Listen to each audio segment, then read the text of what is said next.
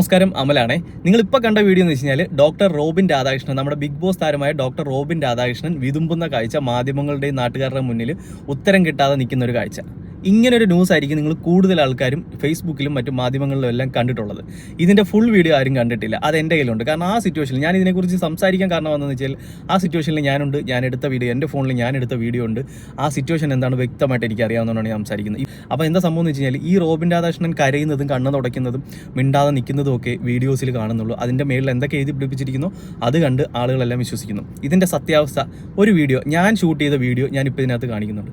അതൊന്ന് കണ്ടിട്ട് വാ. ഏത് സിറ്റുവേഷനിലാണ് പുള്ളിക്ക് വിഷമം ഉണ്ടായത്, പുള്ളി കരഞ്ഞത് എന്നുള്ളൊരു സിറ്റുവേഷൻ ഉണ്ട്. അതൊന്ന് കണ്ടിട്ട് വാ, എന്നിട്ട് ബാക്കി സംസാരിക്കാം. അപ്പം എനിക്ക് ഓണം എന്ന് പറയുന്നത് കുട്ടിക്കാലത്ത് ഓണമെന്നാണ് എനിക്ക് ഏറ്റവും കൂടുതൽ ഓർമ്മ വരുന്നത്. ഓണസദ്യ, ഊഞ്ഞാല്, പിന്നെ വളങ്കൽ മത്സരം, വെള്ളംകുടി മത്സരം, പിന്നെ ഈ പറഞ്ഞ മോഡലിൽ കയറുന്നത്, എനിക്ക് കുറച്ച് ഓർമ്മകളൊക്കെ എനിക്ക് ഓർമ്മയിലുണ്ട്. പക്ഷേ ഏറ്റവും വിഷമം തരുന്നൊരു കാര്യം എന്ന് വെച്ച് കഴിഞ്ഞാൽ, കഴിഞ്ഞ ഓണത്തിന് ഞാൻ എൻ്റെ അമ്മയുടെ കൂടെയായിരുന്നു.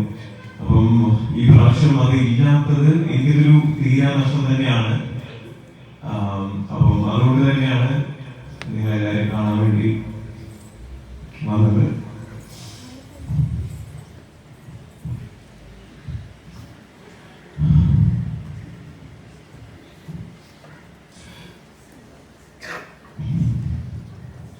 ഹാപ്പി ഓണം.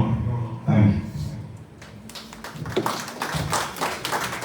അപ്പോൾ ഇപ്പോൾ ആ വീഡിയോ കണ്ടിട്ട് നിങ്ങൾക്ക് എന്ത് തോന്നുന്നു?